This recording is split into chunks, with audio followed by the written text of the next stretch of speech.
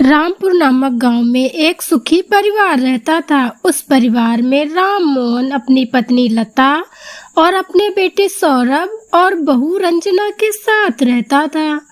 उनकी बहू रंजना एक फौजी बहू थी।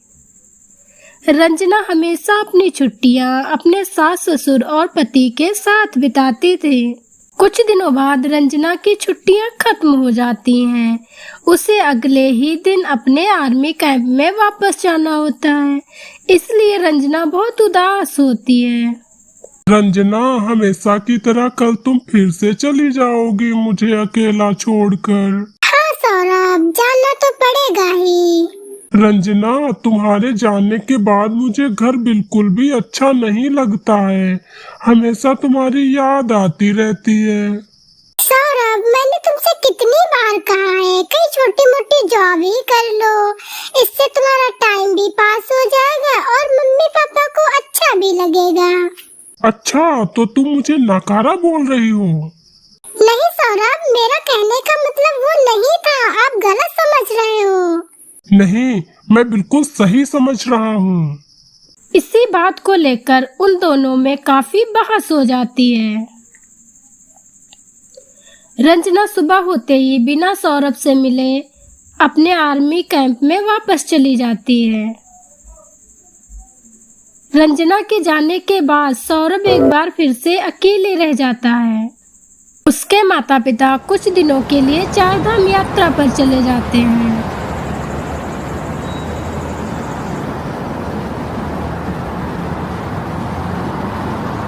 अब सौरभ सारा दिन घर में अकेला रहता था, इसलिए वह बहुत बोर रहने लगता है।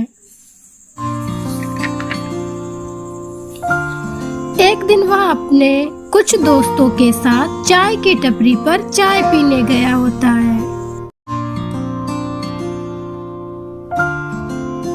अभी वहाँ एक शहर की मॉडल लड़की आती है। बहन जी, जरा एक चाय दीजिए। तभी सौरभ उस लड़की के पास आता है। शायद मैडम आप यहाँ नहीं हैं, क्योंकि इससे पहले मैंने आपको कभी देखा नहीं है यहाँ। जी हाँ, मैं यहाँ कल ही शिफ्ट हुई हूँ। मैं भी इसी गांव में रहता हूँ, यही पास में मेरा घर है। अगर कोई जरूरत हो तो मुझे जरूर याद करिएगा। जी जरूर। वैसे आपके साथ और कौन कौन रहता है? जी मैं यहाँ अकेले आई हूँ। मुझे गांव और गांव में रहने वाले लोगों के बारे में जानकारी हासिल करनी थी, इसलिए मैं कुछ दिनों के लिए गांव में शिफ्ट हुई हूँ। तब तो आप बिल्कुल सही व्यक्ति से मिली हैं। मेरा मतलब है, मुझसे अच्छा इस गांव के बारे में कोई नहीं जानता है। मैं आपके काम के लिए बिल्कुल परफेक्ट हूँ। ठीक है, तो कल मॉर्निंग में मिलते हैं।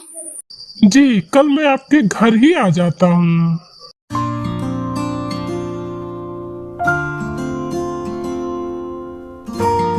सौरभ सुबह सुबह तैयार होके टीना के घर जाता है। Good morning Tina ji. Good morning Saurabh. चलिए टीना जी, आपको गांव घुमाता हूँ।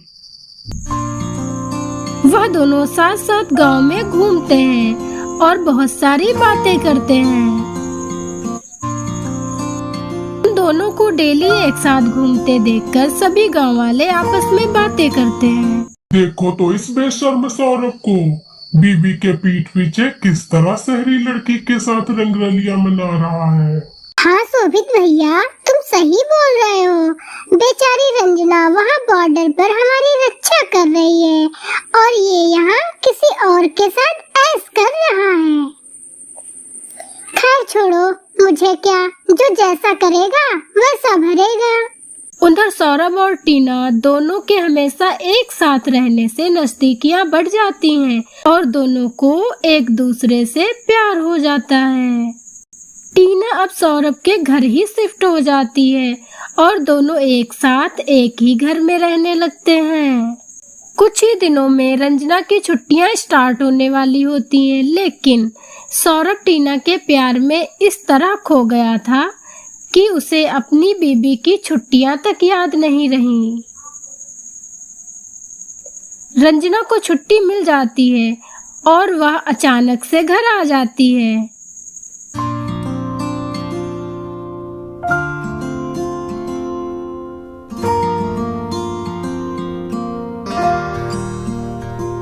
घर आकर रंजना उन दोनों को एक साथ देखकर बहुत गुस्सा हो जाती है। सौरभ, ये कौन है? रंजना, ये मेरी दोस्त है। दोस्त है? ये तुम्हारी महबूबा? ओह, तो तुम मेरे पीठ पीछे ये सब करते हो? मेरे जाने के बाद इस औरत के साथ रंगरलियां मनाई जाती हैं। पता नहीं इस चुड़ैल ने तेरे ऊपर क्या जादू किया है। तू मेरे प्यार के लायक ही नहीं है। अब तू इसी चुड़ैल के साथ रंगरलियां मना। मैं अपने मम्मी पापा के घर जा रही हूँ। मुझसे मिलने की कोशिश भी मत करना। रंजना अपने मम्मी पापा के घर चली जाती है। सौरभ टीना के साथ रहने लगता है। कुछ ही दिनों बाद सौरभ जी, मैं अपने घर आज वापस जा रही हूँ। टीना, अगर तुम चली गई तो मेरा क्या होगा? तुम्हारी वजह से मेरी बीबी भी मुझे छोड़ के चली गई है। मैं क्या करूँ? इसमें मैं क्या कर सकती हूँ? मैंने आपसे कहा था क्या अपनी बीबी को छोड़कर मेरे साथ रहो।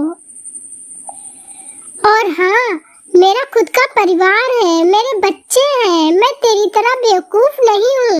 अपने बच्चे और पति को नहीं छोड़ सकती हूँ। आज तूने मेरे लिए अपनी बीबी को छोड़ दिया, कल तू किसी और लड़की के लिए मुझे छोड़ देगा। जब तू अपनी बीबी का नहीं हो सका तो मेरा क्या होगा? ऐसा बोलकर टीना वहाँ से चली जाती है।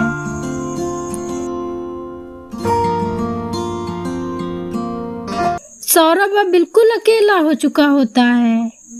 वह अपनी फौजी बीबी के पास जाता है और उससे माफी मांगता है, लेकिन रंजना उसे एक्सेप्ट नहीं करती है।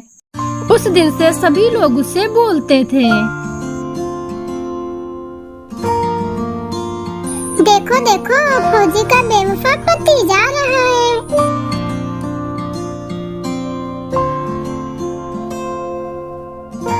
यह सब सुनकर वह बहुत रोता था।